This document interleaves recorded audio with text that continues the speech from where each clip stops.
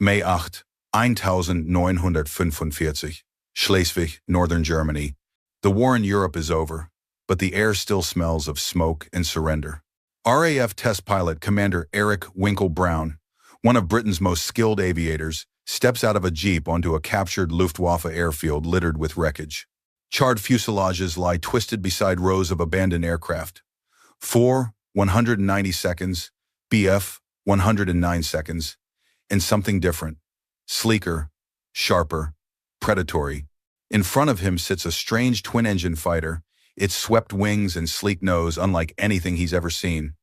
The black stenciled lettering on the fuselage reads, Messerschmitt Me 262A1A. Hitler's long-rummered jet. A captured German mechanic stands nearby, nervously smoking. Brown gestures toward the aircraft. Does it fly? The man hesitates, then shrugs. Jawohl, if you have the courage. The RAF team exchanges uneasy glances. The Me-262 had been whispered about for months. Allied intelligence knew it existed, but few had seen one intact. It was said to be faster than any plane alive, striking from the clouds like lightning before the enemy could react. Brown circles it slowly, running his hand along the smooth metal skin. The nacelles house Jumo 4B turbojets, primitive but powerful. Each could deliver nearly 2,000 pounds of thrust. The idea that Germany had been fielding such engines, while the Allies still relied on piston-driven Spitfires and Mustangs, feels almost impossible. He climbs into the cockpit. The controls are foreign but logical. Throttles to the left, stick-centered, a canopy curved like a teardrop. A faint smell of fuel and ozone lingers. This, he mutters under his breath, is the future. Brown had tested over 470 different aircraft during the war, from American bombers to captured Japanese Zeros. But this was different. The Me-262 wasn't just another fighter. It was a machine from the next century, born too early. As the evening sun dips behind the hangars, he gives his decision. Get her fueled. I'll fly it tomorrow. The ground crew stares, half in disbelief, half in admiration. The Me-262 had killed more than one of its own pilots. The engines were notoriously fragile, the controls unpredictable. But Brown has never been one to back down from history. That night, the camp is restless. Outside, the wind hums softly through the wreckage of the Reich's last dream of air supremacy. Inside his tent, Brown studies the Me-262's flight manual, written in terse, technical German. He memorizes every line. The engine temperatures, the throttle delay, the fatal warning. Do not accelerate rapidly below 8,000 feet, compressor stall likely. He closes the manual, exhales, and whispers to himself, if this had come sooner, God help us all. Dawn. The next morning, Brown straps himself into the cockpit. The airfield is silent except for the whine of fuel pumps and the distant caw of crows. He primes the starter once, twice, and the twin Jumo 4 seconds cough to life, belching black smoke before settling into a haunting metallic whir. The sound is alien, not the rhythmic roar of propellers, but the deep, rising howl of compressed air and fire. For the first time in his life, Brown feels like he's sitting atop a rocket rather than an aircraft. He gives the ground crew a thumbs up. The chocks are pulled. The jet begins to roll. Slowly at first, then faster, the acceleration smooth and endless. He glances at the airspeed indicator, 200 miles per hour, 300, 400. Then, gently, he pulls back on the stick. The Me-262 lifts off the runway like a ghost. Brown is airborne in Hitler's secret jet, and within seconds he realizes everything he thought he knew about flying is about to change. Altitude, 10,000 feet over Schleswig. The ground falls away beneath the Me-262, as Commander Eric Winkle Brown steadies the jet's climb. The sky feels different up here, thinner, cleaner, quieter. There's no vibration from pistons, no propeller blur ahead of him. Only the smooth, unbroken hum of the twin Jumo 4B turbojets, each gulping air and spitting thrust like mechanical dragons. He glances down at the airspeed gauge. 460 miles per hour, and climbing. At this altitude, his Spitfire would have begun to strain, buffeted by drag and turbulence. But the Me-262 slides through the air like a blade through silk. Good Lord, Brown murmurs through his oxygen mask. She's not flying through the air, she's cutting it. Below him, the remnants of Hitler's airfield stretch across the countryside, burnt hangars, abandoned flak towers, twisted Me 109 seconds lying like bones in the grass. The Reich is dead, but the machine he's flying proves how close it came to surviving. He banks left gently, feeling the jet respond delayed but powerful. There's a heavy lag between throttle and thrust, like coaxing a sleeping beast awake. Push too quickly, and the engines could flame out entirely. He remembers the warning, no abrupt changes below 8,000 feet. Still, curiosity wins. He opens the throttle slightly. The response is breathtaking. The world outside becomes a blur of green and gray, 500 miles per hour. 520, 540. At that speed, Brown feels the limitations of human reflex. Even a slight adjustment sends the aircraft tilting sharply. The controls are sensitive but stable, designed for speed, not comfort. He looks around the cockpit. The German craftsmanship is impeccable. The gauges are clearly labeled. Instruments precise. Every lever and switch feels deliberate. Even the gun sight, a RAF-16B reflector, seems futuristic. Brown can almost imagine what it would have been like to face one of these in combat. A pair of 30mm Mk-108 cannons, capable of shredding a bomber in seconds, mounted on a plane faster than anything the Allies could field. He remembers the intelligence reports from 1,944 Allied bomber crews claiming to have been attacked by silver arrows that appeared out of nowhere, fired once and vanished into the clouds. The RAF dismissed it as panic. They were wrong. Brown steadies the jet at 20,000 feet and gazes out at the empty sky. In this moment, he isn't just test flying a captured enemy aircraft, he's peering into the future of warfare. The Germans may have lost the war, he thinks, but they've already designed the next one. He pushes the throttle again, just a fraction. The Me-262 surges forward. The sound inside the cockpit deepens a mechanical howl that vibrates through his bones. He feels the G-forces pull at his face as he banks into a wide turn over the North Sea. For a moment, time seems to stretch. The horizon blurs. He imagines an entire squadron of these sleek, unstoppable jets screaming out of the dawn sky, tearing apart Allied formations before disappearing again. If they'd had 6 more months of fuel, 12 more weeks of engines, the thought chills him. Suddenly, a faint sputter breaks the rhythm. The starboard engine coughs, the temperature gauge spikes. Brown instantly throttles back, stabilizing the airflow. The warning manual's voice echoes in his head. Compressor stall likely. He steadies the controls, heart pounding. The jet holds. The flameout doesn't come. Slowly, the temperature drops. He exhales. Easy, girl, easy. It takes a few minutes before he dares to climb again. The Me-262 is a marvel but also a fragile one. The Jumo engines were rushed into production, their turbine blades made of alloys that couldn't withstand sustained heat. German pilots often joked they had to fly as carefully as walking on glass. Brown knows that one mistake, one careless maneuver, could end this flight in a fireball. Yet he can't help but admire it. The Me-262 feels like flying a piece of prophecy. He levels out at 25,000 feet.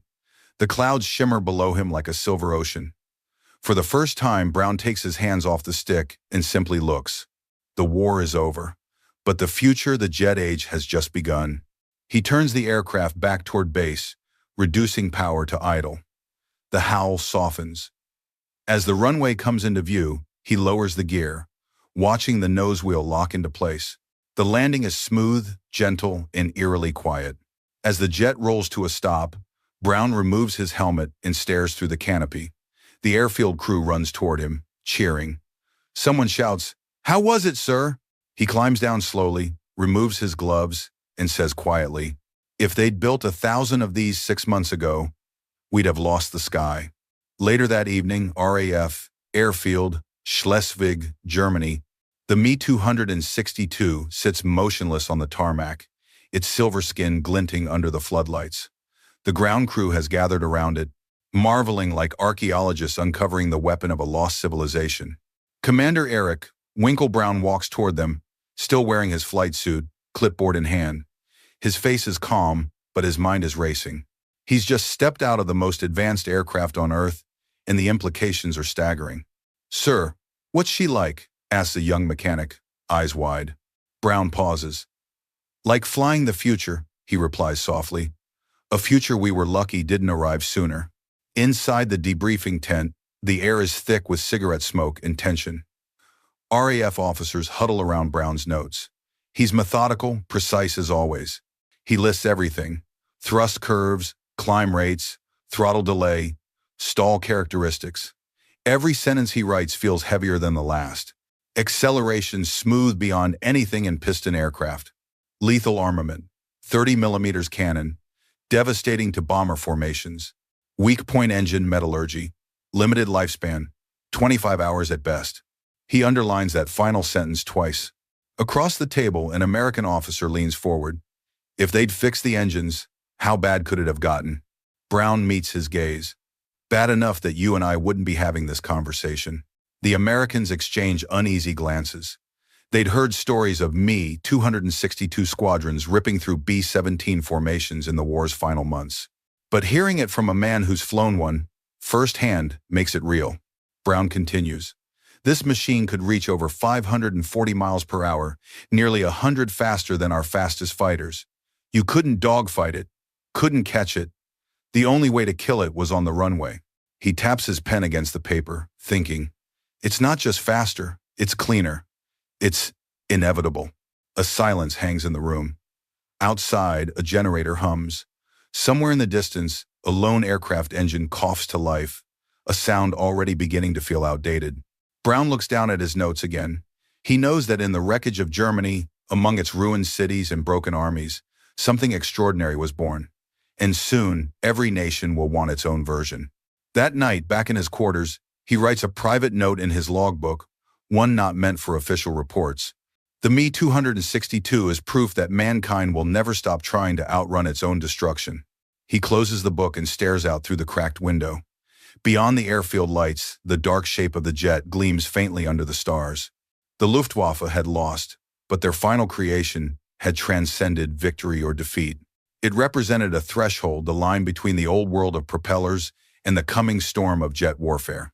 Weeks later, Brown is ordered to continue test flights under the supervision of Captain Fred Walker of the U.S. Army Air Forces. Together, they'll catalog every inch of the Me 262 for Allied engineers. The aircraft will be shipped to Farnborough, dissected and studied. American and British scientists arrive in droves. Allied technical intelligence units comb through captured German hangars, retrieving designs, prototypes, and experimental engines. The Messerschmitt Me 163 Comet, the rocket-powered interceptor. The Winkle He 162, a jet built from plywood. Schematics for swept wings, pressurized cockpits, and radar-guided missiles. Every discovery points to the same conclusion. The Third Reich had been losing the war but winning the race for the future. Brown's reports reach London, then Washington. Within months, the Allies begin integrating what they've learned. The British Gloucester Meteor, the American P-80 Shooting Star, and later the MiG-9 and F-86 Sabre all trace their lineage to that single German machine Brown flew that day. In secret meetings, air marshals and scientists debate what this means. Speed is now king. Altitude is survival. Dogfighting, the romantic duel of pilots, is about to die. Brown senses it too. Every time he looks at the Me 262, he feels a mix of admiration and dread. He once said in an interview years later, "It was as if I had been allowed a glimpse into tomorrow, and tomorrow was frightening." August 1945, RAF Farnborough, England. The war in Europe is over, but at the British Air Performance and Aircraft Testing Establishment, the war's secrets are only beginning to speak. The sound of jet engines now echoes daily across the Hampshire fields, the deep metallic scream of captured German machines, dissected and reborn under Allied colors. Commander Eric Winkle Brown stands beside one of them, clipboard in hand, as technicians remove panels from the Messerschmitt Me 26, 2A, 1A, White 35, its Luftwaffe markings hastily overpainted with British roundels. Around him, engineers from Rolls-Royce, de Havilland, and Gloucester examine every rivet, every line of the design that had stunned him months earlier. Brown adjusts his goggles as another aircraft takes off down the runway, a Gloucester Meteor, Britain's first operational jet fighter. It roars upward into the sky, trailing the unmistakable shimmer of heat exhaust. Not long ago, the Meteor had been an experiment. Now it's a direct answer to the Me 262. Brown watches silently. The contrast is striking. The Meteor is stable, reliable, but lacks the raw, brutal speed of the German design. He can almost feel the ghost of the Me 262 sneering at it from across the hangar. Inside the test office, Allied officers pore over reports stamped SECRAT. Engineers translate German blueprints, tracing ideas for swept wings, axial flow engines, and pressurized cockpits. Each innovation is like discovering the bones of a mythical creature, proof that the Luftwaffe had been years ahead in aerodynamics and propulsion. Brown delivers his technical findings to a small assembly of officers. His tone is clinical, but his words are haunting. Gentlemen, the Me 262 represents the technological leap between the age of flight and the age of space. He pauses, then adds, if Germany had built 500 more of these, the Allies might never have gained air superiority over Europe. One officer raises an eyebrow. You believe it could have changed the outcome? Brown looks at him. Not the war itself, Hitler's decisions had already doomed them. But the air war? Yes. It could have rewritten the skies. The room falls silent. The realization settles heavily. The Me 262 wasn't just a weapon. It was a warning. Later that day, Brown visits the hangar alone. He walks beneath the jet's wings, tracing the cold metal with his fingers.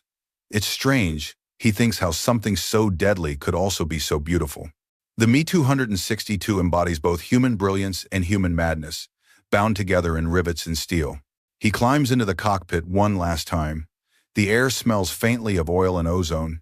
He sits there in silence, running his hands across the controls, remembering the smooth pull of takeoff, the sound of air compressing around him, the eerie calm at 500 miles an hour. For a moment, he imagines what it must have felt like for the young Luftwaffe pilots who flew these into hopeless skies, boys barely out of training, sent against thousands of Allied bombers. The Me 262 was supposed to save them. Instead, it became their coffin. He jots a note in his logbook.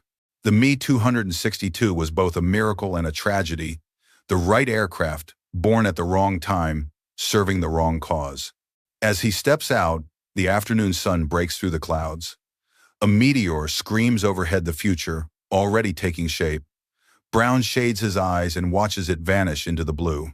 He knows what comes next. Faster jets, higher altitudes, supersonic flight. The world has crossed the threshold. By the end of the year, Allied aircraft designers are already sketching swept-wing prototypes inspired by the Me 262. In the Soviet Union, teams under Mikoyan and Yakovlev race to do the same. The age of jet propulsion is no longer a secret of the Reich, it's the foundation of the Cold War. For Brown, the experience never leaves him. In later years, he'll often say that the Me 262 flight changed how he saw aviation forever. I had flown into the future, he once reflected, and when I landed, the past no longer existed. He didn't just capture Hitler's secret jet, he captured the moment humanity leapt forward faster, higher, and more dangerously than ever before. The Messerschmitt Me 262 would never win its war, but it would define every war that came after,